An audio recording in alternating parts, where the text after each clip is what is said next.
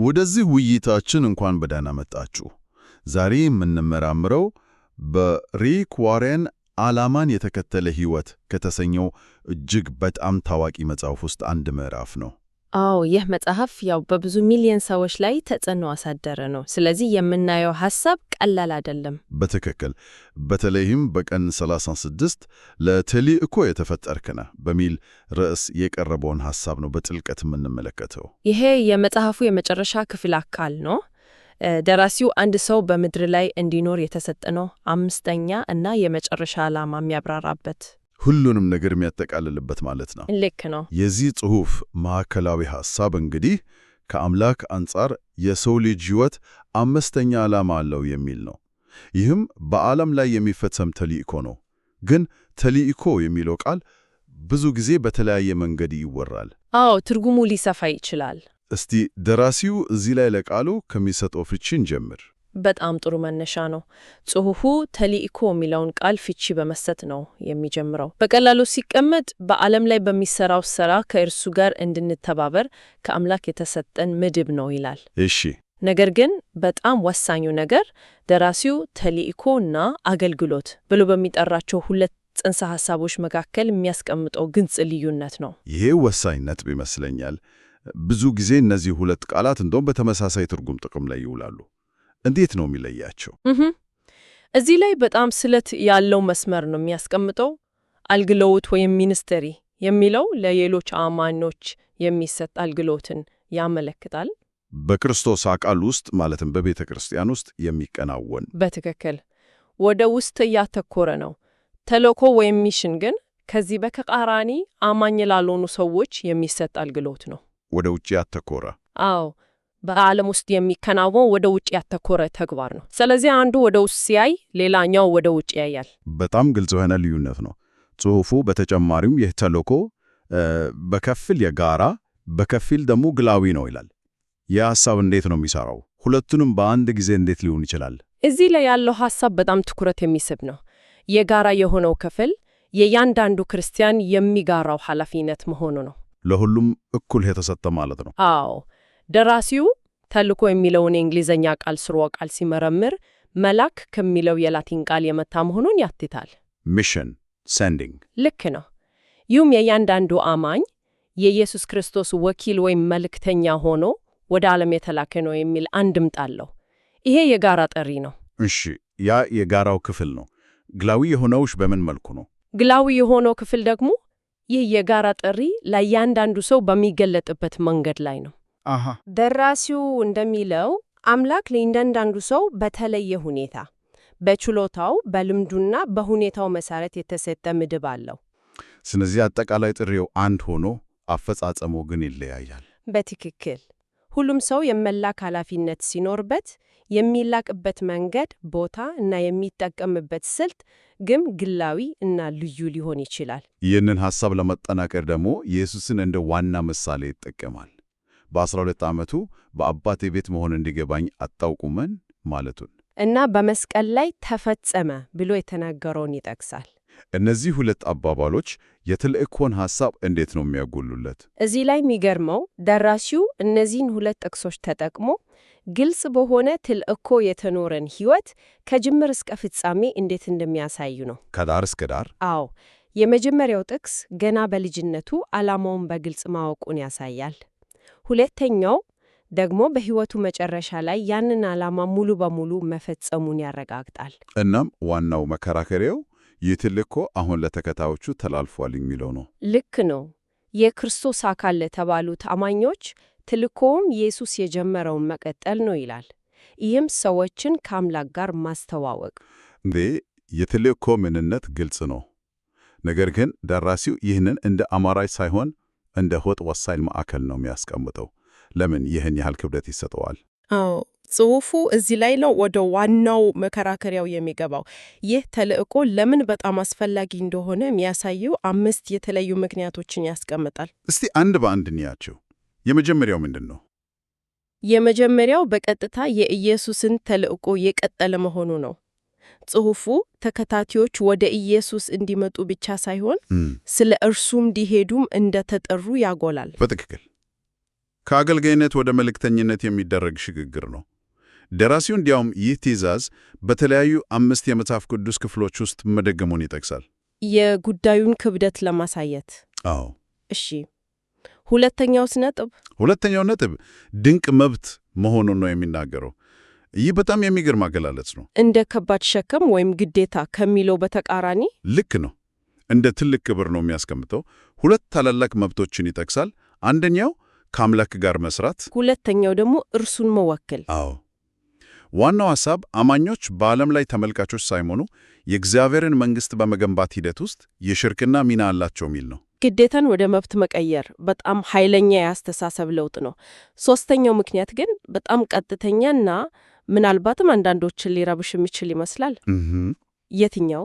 ለሌሎች ስለ ዘላለም ሕይወት መንገር አንድ ሰው ሊያደርግላቸው ከሚችለው ሁሉ የላቀ ነገር ነው ይላል። አዎ፣ ይህንን ለማስረዳት የሚጠቀምበት ምሳሌ በጣም ጠንካራ ነው። በጣም ጽሑፉ ይህንን መረጃ መከልከልን አንድ ሰው ለካንሰር ወይም ለኤድስ ፈውስ እያወቀ እንደመደበግ ነው ይላል። እንደውም አንድ እርምጃ ወደፊት ሄዶ ወንጀል እንደሆነ ይገልጻል። አዎ፣ ወንጀል የሚለው ቃል በጣም ከባድ ነው። ለምን ይህን ያህል ጠንካራ ቃል ተጠቀመ?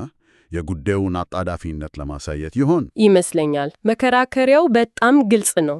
አካላዊ ሕይወትን የሚያድን መረጃ መደበቅ ወንጀል ከሆነ ወደ ዓላማ፣ ሰላም እና ዘላለማዊ ሕይወት የሚወስደውን መንገድ በምስጢር መያዝ ከዚህም የከፋ ነው እያለ ነው። በትክክል ለአንባቢው የሞራል ጥያቄ በማቅረብ የጉዳዩን ክብደት እንዲሰማው ለማድረግ የታሰበ ይመስለኛል። አራተኛው ነጥብ ደግሞ ከዚህ ጋር የተያያዘ ነው፣ ስለ ዘላለማዊ ፋይዳው።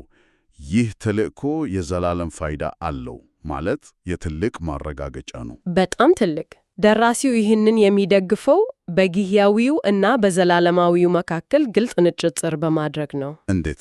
መከራከሪያው ይህ ተልእኮ የሌሎቹ ሰዎች የዘላለም ዕጣ ፈንታ ይወስናል የሚል ነው። ስለዚህ በሕይወት ዘመን ከሚደረስበት ከማንኛውም ሥራ፣ ስኬት ወይም ግብ የበለጠ አስፈላጊ ነው ይላል። ምክንያቱም የሥራ ውጤት ጊዜያዊ ነው፣ የተልእኮ ውጤት ግን ዘላለማዊ ነው በማለት ያስቀምጧል። እዚህ ላይ ያለው ዋናው መለኪያ ዘላለማዊነት ነው። ግን ይሄ ሐሳብ ለአንዳንዶች ትልቅ መነሳሳት ሊሆን ሲችል፣ ለሌሎች ደግሞ ኦምሻና ጫናና የጥፋተኝነት ስሜት ሊፈጥር አይችልም? የሰዎችን የዘላለም ዕጣ ፈንታ ወስናለሁ ብሎ ማሰብ በጣም ወሳኝ ጥያቄ ነው። ጽሑፉ በቀጥታ ይህንን ስጋት ባያነሳም ቅድም ካየነው ድንቅ መብት ከሚለው ሐሳብ ጋር ሲያያዝ ሚዛኑን ለማግኘት ይሞክራል። ኃላፊነቱ ከባድ ቢሆንም ይህን የምናደርገው ብቻችንን ሳይሆን ከአምላክ ጋር በሽርክና ነው የሚለው ሐሳብ ጫናውን ሊቀንስ ይችላል። ግን እንዳልከው ይህንን መልእክት የሚቀበል ሰው በቀላሉ ወደ ጫና ሊለወጥበት የሚችልበት ስጋት አለ። ግልጽ ነው። የመጨረሻው 5ኛው ነጥብ ደግሞ ተልእኮ ለሕይወት ትርጉም ይሰጣል የሚለው ነው። አዎ፣ ይሄ የማጠቃለያ ሐሳብ ነው ማለት ይቻላል። እንዴት ነው የሚበራራው? የሚቀርበው መከራከሪያ የእግዚአብሔር መንግሥት ብቻ ጸንታ ትኖራለች፣ ሌላው ሁሉ ግዛቶች፣ ኮምፓኒዎች፣ ታዋቂ ሰዎች ይጠፋል የሚል ነው። ስለዚህ ሕይወትን ዘላቂ በሆነ ነገር ላይ ማዋል እውነተኛ ትርጉም ይሰጣል ይላል። ከዚህ አንጻር ይህን ተልእኮ አለመፈጸም አምላክ የሰጠውን ሕይወት ማባከን ነው እያለ ነው። ልክ ነው። የሕይወት ትርጉም ከዘላለማዊነት ጋር የተቆራረኘ ነው የሚል መከራከሪያ ነው። ታዲያ ይህ ሁሉ ለአንድ ሰው የዕለት ተዕለት ሕይወት ምን ማለት ነው? ንድፈ ሐሳቡን ወደ ተግባር እንዴት ነው የሚያልተው? አዎ፣ እዚህ ላይ ነው ጽሑፉ ወሳኝ የሚሆነው። ይህ በቀላሉ ከሌሎች ሥራዎች ጎን ለጎን የሚደረግ ነገር እንዳልሆነ በግልጽ ያስቀምጣል። ወደ የዕለት ተዕለት ተግባራት ዝርዝር ውስጥ የሚጨመር አንድ ተጨማሪ ነገር አይደለም። በፍጹም። የራስን አጀንዳ ትቶ የአምላክን አጀንዳ መቀበልን ይጠይቃል ይላል። የራስን አጀንዳ መተው የሚለው ሐሳብ በጣም ትልቅ ነው። ይህ በተግባር ምን ይመስላል? የግል ህልሞችና ምኞቶችን ሙሉ በሙሉ መተው ማለት ነው? ደራሲው የሚያቀርበው እንደዚያ ነው። ግል መብቶችን፣ ምኞቶችን፣ ህልሞችንና እቅዶችን ለእርሱ አሳልፎ መስጠት እንደሆነ ይገልጻል። ይህ ማለት ግን አንድ ሰው የራሱ የሆነ ነገር አይኖረውም ማለት ላይሆን ይችላል። ነገር ግን የእነዚያ ነገሮች ባለቤትነትና የመጨረሻ ግብ ይቀየራል ማለት ነው። አቅጣጫቸው ማለት ነው። በትክክል። ይህንን ለማጠናከር ሰውነታቸውን በሙሉ የእያንዳንዳቸውን ክፍላቸውን ለበጎ ዓላማው እንዲጠቀምበት በእግዚአብሔር እጅ ውስጥ ያሉ መሳሪያዎች እንድትሆኑ ሙሉ በሙሉ ለእግዚአብሔር ስጡ የሚል የመጽሐፍ ቅዱስ ክፍልን ይጠቅሳል። ይህም ሙሉ በሙሉ ራስን አሳልፎ የመስጠት ጥሪ ነው። ይህም ደግሞ ደራሲው ስለ አባቱ ከሚያካፍለው የግል ታሪክ ጋር ያያዛል። አዎ፣ በጣም ስሜትን የሚነካ እና ምዕራፉን በስሜት ጫፍ ላይ የሚያደርስ ታሪክ ነው። እስቲ ስለሱ ትንሽ እናውራ። ከ50 ዓመታት በላይ አገልጋይ ስለነበሩት አባቱ ይናገራል። በሕይወቱ የመጨረሻ ሳምንት በጠና ታሞ ሙሉ በሙሉ ንቁ ባልሆነበት ሁኔታ ውስጥ ሆኖ ከአልጋው ለመውረድ ሲሞክር ደጋግሞ አንድ ተጨማሪ ሰው ለኢየሱስ ማዳን አለብኝ፣ አንድ ተጨማሪ ሰው ለኢየሱስ ማዳን አለብኝ ይል እንደነበር ይተርካል። ለአፍታ ዝም ካለ በኋላ ዋው! ይህ በጣም ልብ የሚነካ ነው። ንድፈ ሐሳቡን ወደ እውነተኛ የሕይወት ቁርጠኝነት ይለውጠዋል። በትክክል አንድ ሰው በሕይወቱ መጨረሻ ላይ አእምሮ ሙሉ በሙሉ በማይሰራበት ጊዜ እንኳን በልብ ውስጥ የነበረው ዋናኛ ነገር ይገለጣል የሚባለውን ያስታውሰኛል። ልክ ነው። እናም ይህ ታሪክ ለተልእኮ የተሰጠን ሕይወት ምን እንደሚመስል ስሜታዊ እና ኃይለኛ ማሳያ ነው። ደራሲው ይህንን ተጠቅሞ አምላክ ከምንም በላይ የሚጨነቀው ስለፈጠሯቸው ሰዎች መዳን መሆኑን ለማስረገጥ ይሞክራል። ለማጠቃለል ያህል እንግዲህ የምዕራፍ የአምስተኛውን የሕይወት ዓላማ ተልእኮ እንደሆነ ያስቀምጣል። የተልእኮም ሌሎችን ከአምላክ ጋር ማስተዋወቅ ነው። እናም እንደ ከባድ ግዴታ ብቻ ሳይሆን ዘላለማዊ ፋይዳ ያለው እና ሙሉ የግል ቁርጠኝነትን የሚጠይቅ ታላቅ መብት እንደሆነ ይቀርባል። አዎ፣ ጽሑፉ ከራሱ ስነ መለኮታዊ እይታ አንጻር በጣም የተሟላ መከራከሪያ ያቀርባል። ምን የሚለውን ጥያቄ ይመልሳል። ይኸውም ተልእኮ ነው። ለምን የሚለውንም ይመልሳል፣ እነዚያን 5 ምክንያቶችን በማቅረብ።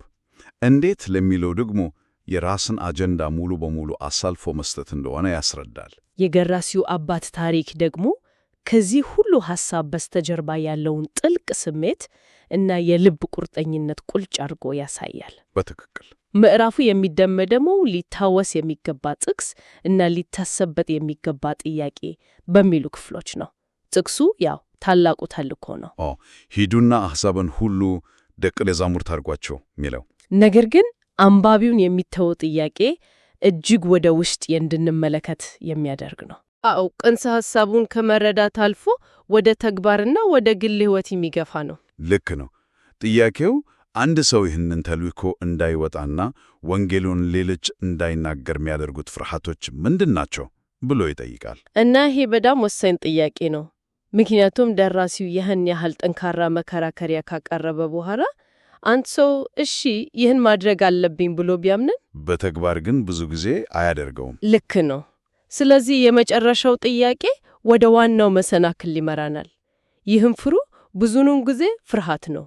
ውድቅ የመደረግ ፍርሃት፣ ሰዎችን የሚያስቀየም ፍርሃት፣ በቂ እውቀት እንደሌለኝ የማሰብ ፍርሃት፣ እነዚህ ሁሉ ተግባራዊ እንቅፋቶች ናቸው። እናም ይህ ጥያቄ አንባቢውን ከራሱ ጋር እንዲነጋገር ይተዋል። ምክንያቶቹን ከተረዳ በኋላ እንቅፋቶቹን እንዲመረምር ይገፋፈዋል። ይህም የዛሬ ውይይታችን ጥሩ ማሰላለሲያ ነጥብ ነው።